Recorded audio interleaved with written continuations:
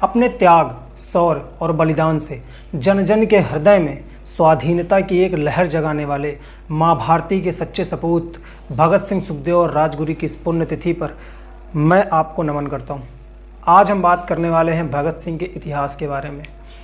वो कुछ ऐसा इतिहास जिसके बारे में आप सभी को पता है, लेकिन कुछ ऐसा हिडन इतिहास जो आप में से कुछ ही लोगों को पता होगा।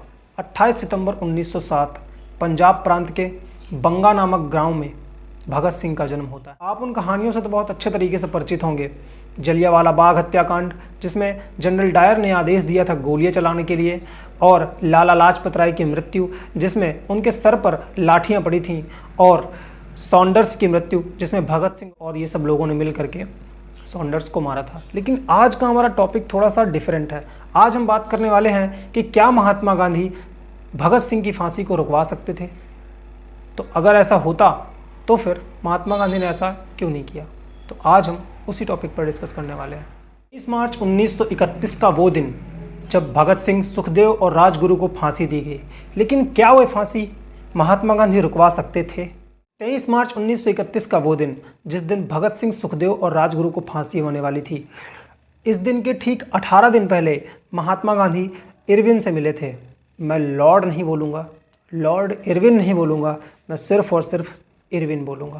गांधी जी और इरविन के बीच कुछ समझौते होने थे, जिनमें एक समझौता ये था कि 1930 में चला आंदोलन, जो कि बहुत ही ज़्यादा सक्सेसफुल हुआ था, उस आंदोलन को महात्मा गांधी द्वारा बंद कर दिया जाए। ये इरविन की मांग थी। और महात्मा गांधी की मांग थी कि उस आंदोलन में जो दांडी यात्रा हुई थी, जिसमें 390 किलोमीटर यात्रा उन्होंने की थी, उसमें जितने भी क्रांतिकारी या फिर ये कहें जितने भी नेता पकड़े गए थे, जेल में बंद थे, उनको बाहर निकाल दिया जाए। इस समझौते पर इरविन ने अपने हस्ताक्षर किए। क्या इस समझौते पर महात्मा गांधी बोल सकते थे कि फांसी की सज़ा ना दी जाए? जी हाँ, अगर महात्मा गांधी चाहते तो वो अपना एक समझौता और रख सकते थे इरविन के सामने कि जेल में बंद भगत सिंह, सुखदेव और राजगुरु की फांसी को रोक दी जाए और उनकी सज़ा माफ़ करके उनको जेल से बाहर निकाला जाए। लेकिन महात्मा गांधी ने ऐसा कुछ भी नहीं किया। हालांकि वो कर सकते थे। अंग्रेज सरकार उनकी बातों को सुनती थी। उनके द्वारा चलाए गए आंदोलन बहुत ज़्यादा प्रभावी थे।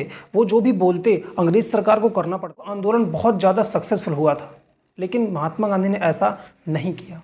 महात्मा गांधी चाहते बहुत ही ज़्यादा सशक्त तरीके से अपना मत रखते और बोलते कि जब तक भगत सिंह को आज़ाद नहीं, आंदोलन चलता रहेगा, रोका नहीं जाएगा। अगर ऐसी बातें इरविन के सामने रखी जाती तो इरविन उन्हें मान लेते, लेकिन उन्होंने ऐसा नहीं किया। उनको ये करना चाहिए था, उन्होंने ऐसा नहीं किया और भगत सिंह को फांसी हो गई। एक बुक है the trial of Bhagat Singh. इस बुक में साफ साफ बताया गया है कि अगर महात्मा गांधी अंग्रेज सरकार पर जोर डालते और अपनी बात को सशक्त तरीके से मनवाते तो डेफिनेटली भगत सिंह जिंदा होते, उनको फांसी नहीं दी जाती। लेकिन महात्मा गांधी ने एक लेटर लिख दिया, वो भी फांसी के चंद घंटे पहले, कि मेरा नाम भी खराब ना हो और मैं इस मुद्दे से भी बच जाऊं। ऐसा माना जाता है कि 3 दिन बाद यानी 23 मार्च से 26 मार्च यानी 26 मार्च 1931 को कांग्रेस का अधिवेशन लाहौर में होना था, जिसमें से महात्मा गांधी को काले झंडे दिखाए गए। और ऐसा भी कहा जाता है कि उस दिन महात्मा गांधी भीड़ से बहुत डरे हुए थे। जो गांधी जी ने भगत सिंह के पिताजी को अपने साथ ट्रेन में ले जा करके यात्रा पूरी की थी।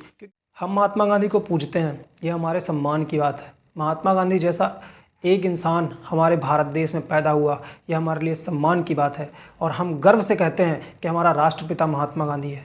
लेकिन कहीं ना कहीं ये कसक रह जाती है कि भगत सिंह को राष्ट्रपुत्र का दर्जा नहीं दिया जाता। हाँ, आज भी कुछ अंग्रेजी किताबें जो हैं बोलती हैं कि भगत सिंह एक क्रांतिकारी नहीं, एक आतंकवादी थे। हमारे देश में न जाने कितने ही ऐसे लोग भरे पड़े होंगे जो भगत सिंह को क्रांतिकारी नहीं मानते, आतंकवादी मानते। आज़ादी के 16 साल पहले ही भगत सिंह की डेथ हो गई।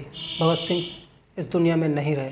सोच के देखिए, अगर भगत सिंह इस दुनिया में होते और आज़ाद भारत को देखा होता उन्होंने कि भारत ऐसे आज़ाद हुआ, तो क्या भारत के टुकड़े होते? शायद नहीं। सुभाष चंद्र बोस होते तो क्या भारत के टुकड़े होते? शायद नहीं। आप अपना विचार कमेंट बॉक्स पर रख सकते हैं। मैं कहाँ तक सही हूँ, कहाँ तक गलत हूँ, ये मुझे नहीं पता, बट आपका ओपिनियन जानने के लिए मैं उत्सुक हूँ। तो अपने विचार कमेंट बॉक्स पर ज़रूर लिखें। जय हिंद। नाज तुझको तो होगा सिंह की माँ, तेरा बेटा वतन के काम आ गया। सर झुका कर नहीं, सर उठा के चला, देश के वास्ते जान लुटा के चला। जाने वालों को देखो